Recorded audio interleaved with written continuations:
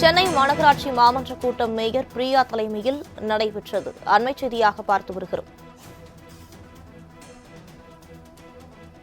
சாலையில் மாடுகள் திரிவதை கட்டுப்படுத்த அபராத தொகை 5,000 ரூபாயிலிருந்து 10,000 ரூபாயாக உயர்த்தி வசூலிக்க தீர்மானம் நிறைவேற்றப்பட்டிருக்கிறது.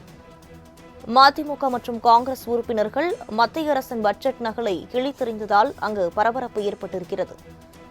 இது தொடர்பான கூடுதல் விவரங்களை வழங்குவதற்காக செய்தியாளர் மணிகண்டன் இணைப்பில் இருக்கிறார். வணக்கம் மணிகண்டன், விவரங்களை பதிவு பண்ணலாம்.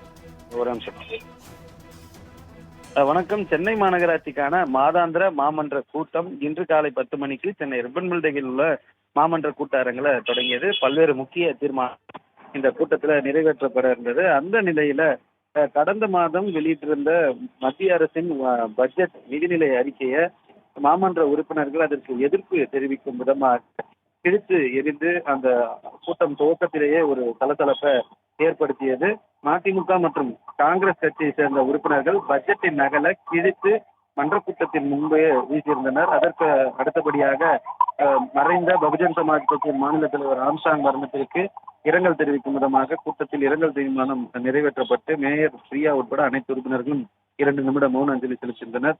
மேலும் சென்னை மாநகராட்சியில சாலையில மாடுகள் திரிவதை கட்டுப்படுத்த அபராத தொகை ரூபாய் 5,000 10,000 உயர்த்தி வசூலிக்க தீர்மானம். சென்னை மாநகராட்சியில் தொழில் வரியினை 35% உயர்த்தவும் இதற்கு அரசு ஒப்புதல் வழங்கவும் சென்னை மாநகராட்சி கூட்டத்தில் தீர்மானம் என பல்வேறு முக்கிய தீர்மானங்கள் நிறைவேற்றப்பட்டிருக்கிறது. அது மட்டும் இல்லாமல் சென்னை மாநகராட்சியில் இயங்கும் 390 அம்மா உணவகங்களுக்கு தேவையான பொருட்கள், உபகரணங்கள், இயந்திரங்கள் வழங்க 7.6 கோடி ரூபாயில் இதற்கான தீர்மானமும் இந்த மன்ற கூட்டத்தில் நிறைவேற்றப்பட்டுள்ளது. விரிவான விவரங்களுக்கு நன்றி மணிகண்டன்.